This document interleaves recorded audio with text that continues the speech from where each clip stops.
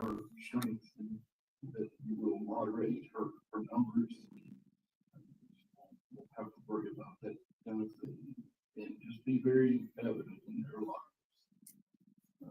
Lord, we continue to pray for the victims of both the storms that have hit us and give everyone homes to stay in. Those who lost their loved ones, just pray for them. Everything comfort them. Pray that you will be very evident to everyone in those situations before. And pray that as we deal with with the business of the town this morning, that you'll give us wisdom. We will understand how to best manage the assets of people in Christ's name. Amen. I pledge allegiance to the flag of the United States of America and to the republic for which it stands, one nation, under God, indivisible, with liberty and justice for all. It looks like it got slightly moved a little bit. I don't know why. Yes. What is it with fear? Change. The way things are. Oh, you didn't have to move it, Eric. I just, when I stood up, it wasn't there. Okay. There's not going to be any public comments? So is there a motion to approve the agenda? So moved. All in favor? No consent agenda items. So Brandon will hand it up. Good morning, Mayor and Council. Today in front of you is the first of 3 public hearings for the proposed 2024 millage rate.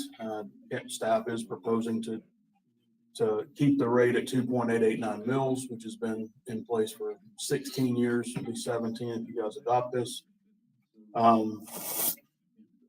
The proposed 2.889 millage rate is estimated to provide revenue for approximately 17% of the budgeted general fund expenses.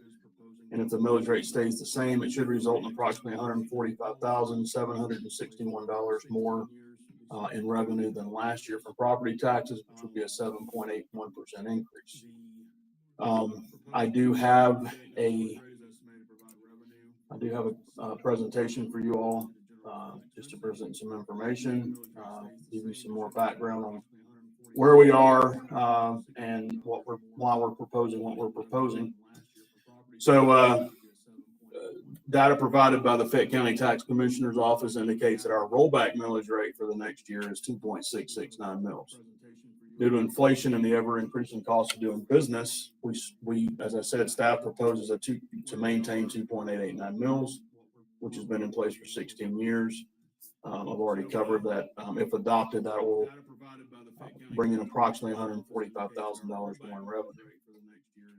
The proposed tax increase for a home with a fair market value of $475,000 is approximately $41.36 for the year at the proposed rate, and the proposed tax increase for a non-homestead property with a fair market value of $450,000 is approximately $39.60 for the year.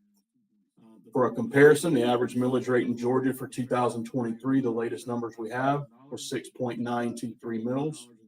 And the average millage rate in Georgia for cities below 8,000 was 6.980 mils in 2023.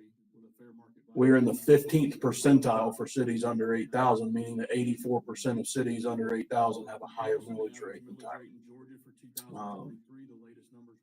Property tax revenue makes up roughly 2/3 of municipal general fund revenue statewide. That's data from the GMA.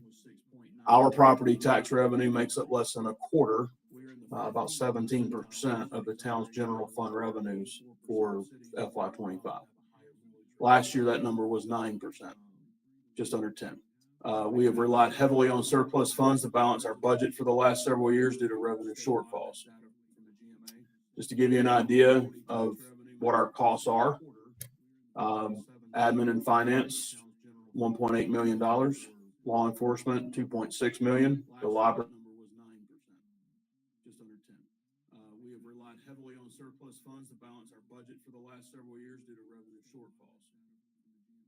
Just to give you an idea of what our costs are, admin and finance, $1.8 million, law enforcement, $2.6 million, the library.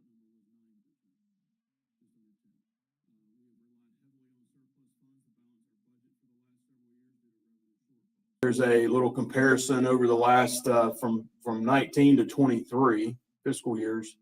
These are actual numbers. These are the audited numbers. The blue line is our personnel costs. So you can see that they are, and we'll get a little bit more in that in a minute, but you can see that our personnel costs have risen dramatically. Same with services. Our costs for contracted services and things of that nature have gone up significantly. But our supplies, fortunately, have remained relatively flat. They're kind of stable, but we are seeing increases in those costs as well. Actual general fund expenditures for the 10-year span from FY13 to FY23. You can see the average was 5.1 million, and those numbers are expected to continue to increase. Cost of labor. So the 2024 median salary across the United States, according to the Bureau of Labor Statistics, $59,072. And that grew, you can see on this trend line, that grew from 2009 to 2024. What's interesting is that from 2009 to 2019, over a 10-year span, the median salary rose 20.82%. But in the last 5 years, it's risen almost 24%. So your cost of employment is skyrocketing. People are just demanding more money. So that's not a good indicator for employers, obviously. So our personnel costs, this is 2019 through 2023 are actual audited numbers, and then the 24 and 25 numbers are what we budgeted because we haven't had our audits for those years. But just another visualization of the trend that we're seeing in our personnel costs. So comparing property tax revenue to our actual cost of operating, this is a comparison of the police department from FY13 to FY24. As you can see, property taxes, our average is 1.1 million over that time frame, and our average PD expenses are 1.5 million. So our property taxes have never, and I can say never, but I'll say over the from 2013 to 2014, which is when this study was done, our property tax revenue wouldn't even keep our police department operational. And then comparing the same numbers to our actual general fund expenditures, you can see there's a much wider variance there, about a $4 million average variance between property tax revenue and our actual general fund expenditures. Again, most cities generate about 2/3 of their revenue for property taxes. We get less than 25%. These are actual numbers that these charts are based on, but you can see 2013, our property taxes covered about 30% of our budget. And, so, or the costs, our actual expenses. So, revenue sources, and if y'all have any questions, if I'm going too fast, let me know, but revenue sources, property taxes, again, 17%, other taxes, 35%, that's your lost, your, what other tax? We have franchise fees and stuff like that. Licenses and permits, only 2.8%, fines, fees, and forfeitures, 1.3%, charges for services, 0.2%, intergovernmental transfers, 3.75%, interest, 3.02%, contributions, 0.055%, and others, 38%. Our largest single source of funding for FY25 is funds carried forward, which is where we balance the budget with our surplus, $4.5 million. This is not, I do know that this is not a sustainable model. We are going to eventually get to a point where our savings, our surplus is going to dip down to a point where we're going to be touching our actual emergency reserve if we don't figure out a way to stop surplus spending and replenishing some of that funding. We have this surplus because over the past, up until 5 or 6 years ago, we weren't being as proactive on projects, and we weren't doing a lot of preventative maintenance. We were being more reactive than proactive. And then we were sitting on this large sum of money, and we decided, okay, it's time. We got to start spending some of this. And so we're trying to do that. But all right.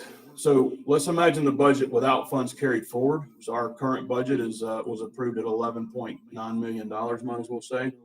Due to a shortfall, we used $4.5 million to balance the budget. Without that funding, we would have had to make some cuts, and our budget would have been balanced at $7.4 million. Is this a dire scenario? No. But it would only leave the town with $2.9 million in operating funds after accounting for personnel costs. Our FY25 road paving and repair budget is $1.9 million, which is 66% of the above figure. And that would leave us with $973,000 for fuel, vehicle and building maintenance, stormwater maintenance, utility fees, and other operating costs. To give you an example of some of those costs, our streetlight budget this year is $110,000. That's just for power for streetlights. Facilities power, all of our buildings and parks, $70,000. Insurance, upwards of $14,000 a year. Vehicle insurance, $76,000. Liability insurance for the PD, $30,000. Fuel for all of our departments, $100,000. Parks and grounds maintenance, $130,000. General ground maintenance, $177,000. PD vehicle maintenance, $30,000. And stormwater and pond infrastructure maintenance is $633,000. This is not a all-inclusive list, but those numbers are, that totals $1.3 million, which is $400,000 over this amount if we didn't have funds carried forward. So we would have had to have gotten creative and made some cuts. All right, so property taxes. Tyrone residents pay the highest taxes in Fayette County. That is a sentiment that we've heard for a long time, and it is a true statement, but it doesn't tell the whole story. Our citizens have a higher overall tax bill, but our municipal taxes are much lower than everybody around us. And actually accounts for about less than 10% of your overall tax bill. We are projected to receive $2 million from property taxes over the next year if the proposed rate is adopted, and that is only 17% of our general fund revenue. Here's a breakdown of the 2023 and 2024 millage rate numbers for the jurisdictions in Fayette County. You can see that our municipal M&O millage rate is much lower. Brooks, yes, they're lower, but Brooks has a fraction of the services that we have. They don't have a PD.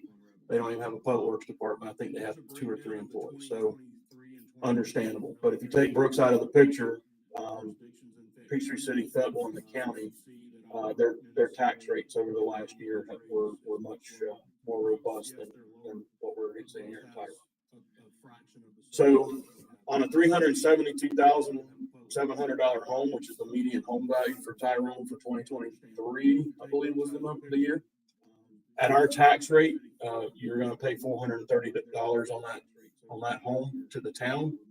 Whereas in Peachtree City, that same home would pay $900 to the city and $841 to the city of Fayetteville. I didn't include the county, of course, because they're not a municipality. So that's just a picture of what the town actually would receive. And this does not account for homestead. So you get a homestead exemption, that $430 comes down even more. So here are some millage rate comparisons to area cities. You can see Fairburn, Palmetto, Sonola, Grantville. Sonola and Grantville, by the way, are much smaller. Chattahoochee Hills, much smaller than Tyrone, but they have substantially larger millage rates. Municipal tax on this is the same numbers compared to the those other cities I showed you. So $372,700 home in Tyrone pays $430 in taxes to the town. That same home in South Fulton is going to pay $1,800 to the town. or to the city. Fairburn, $1,200. So there's a big gap there. All right, so tax breakdowns. So on the left here, you have Tyrone, and you have the different taxes. So the blue is municipal tax. This is the red is the Fayette County tax. Yellow is Fayette County Fire. Green is Fayette County EMS. The orange is the school board. The aqua is the BOE bond, and the light blue is E911. So in Tyrone, based on the median home value, your overall tax bill is going to be $4,697. In Peachtree City, $4,641, and Fayetteville, $4,650. Brooks, $4,446, and Fayette County, $4,266. So yes, Tyrone does pay the highest overall tax, but only by the maximum with Peachtree City based on last year's values, $55.46 a year. So not a huge discrepancy there. And again, this does not include the homestead exemption, so the actual tax paid is going to be lower. This is a chart that we use every year. It's just the same information in a pie chart, just to showing you the comparisons and the breakdown. If approved, maintaining the 2.889 millage rate will generate, this is a recap, generate an estimated $2 million, which is an additional $145,761 over last year. I do want to point out that as of yesterday afternoon and this morning, I was trying to get in touch with people that, because everybody in the county is doing what we're doing right now. So the Board of Education is actually doing a increase. They're going from 19.25 mils to 19.6. But they are dropping their bond millage rate from 0.85 mils to 0 mils. So their rollback rate would have been 17.819, but again, they're going to 19.6, which is a 9.99% increase in the school board. Peachtree City is actually doing a rollback, a partial rollback from 6.043 to 5.983. Their increase over rollback is still 5.43%. The revenue generated from that, because of their tax base, is $23 million, which is 7.5% over last year. So that shows you how important tax base is. 1 mil, based on last year's numbers, a mil in Tyrone is about $500,000. A mil in Peachtree City is, I don't remember, a couple $1 million, or several $1 million. Fayetteville is maintaining, it looks like, their 5.646 millage rate, which is a 7.32% increase over their rollback.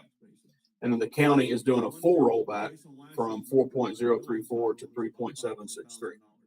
But if you look at their numbers on their website, on their announcement, they are also going to realize, even with a rollback, they're going to realize an increase in taxes, because of a lot of it's probably attributable to QTS and other big developments that have come up with the county. So it's all about tax base. So that is all I have on that presentation. If you guys have questions, Sandy and I are ready to answer.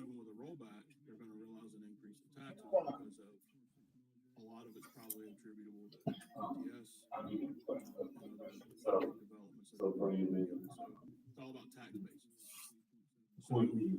That is all I have on that presentation. Showing that there is a lack of sustainability in what we're presently doing now.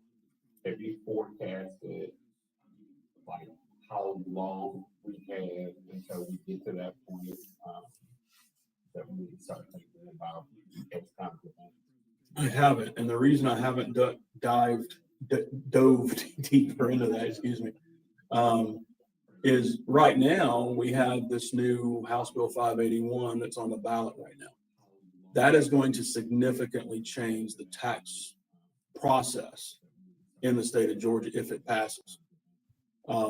You're going to have some cities. So if that passes, it caps property assessments at the value, at the rate of inflation. So that's a significant cut in what we would So our model over the past 17 years has been keep our millage rate the same and bank on assessments going up. And that's exactly what the legislature wanted to prevent in passing House Bill 581. They wanted a more transparent process. They wanted cities to say, okay, if we need more revenue, then we're going to raise our millage rate. That's the way it should be. And so they're wanting to cap assessments. They are offering a floating a new 1 cent tax that cities and counties can implement, kind of like a SPLOST called the FLOST. It's another 1 cent. That will help.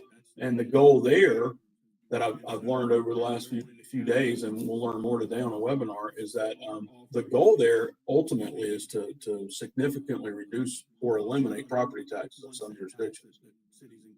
So the short answer is, because of all this uncertainty with how 581 is going to affect taxation, we don't even know what we're looking at yet. I will say that if we are successful in spending, and this is where all cities kind of struggle, you budget X amount of dollars, in our case about 12 million, and you spend 60-70% of it. Now we're trying to do better with that. We try to be more realistic with our budget this year. We are hoping to spend more, get more projects done.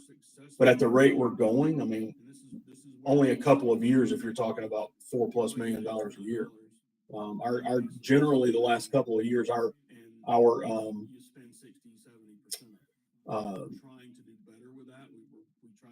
what's left in the bank, basically our unaccounted, our unassigned funds at the end of our audit has been around $9 million. Now our policy is that 50% of that has to be retained for emergency.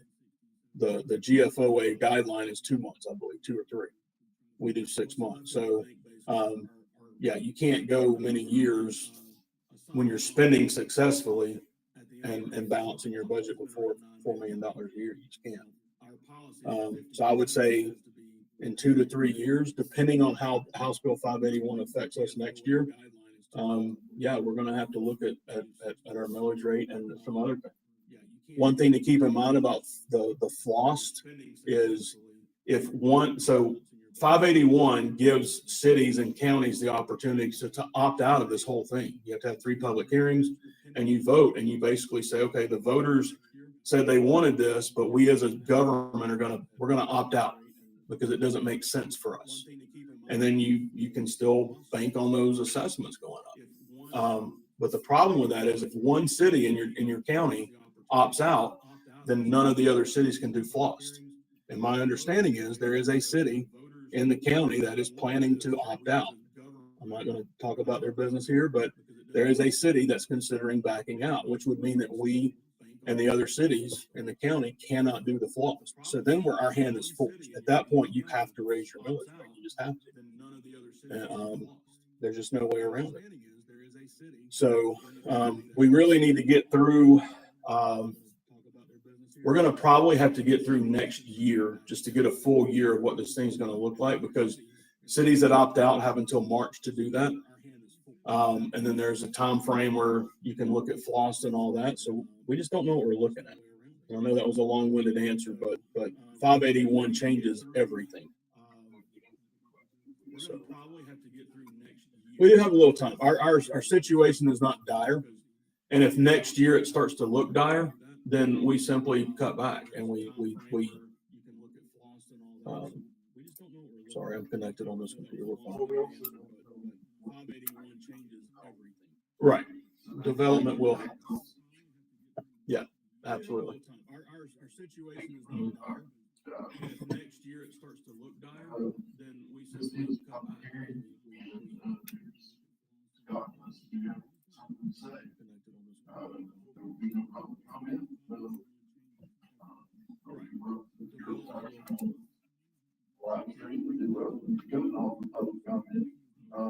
Any staff comment? I have nothing, sir.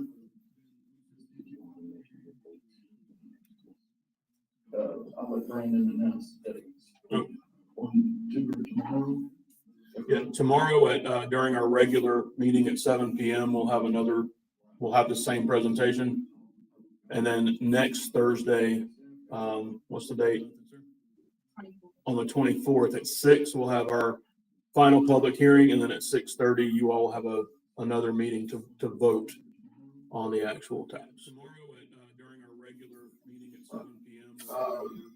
We'll have the same presentation. Any council comments? And then next Thursday, Is there a motion to adjourn? on the 24th at 6, we'll All have in favor? our public hearing.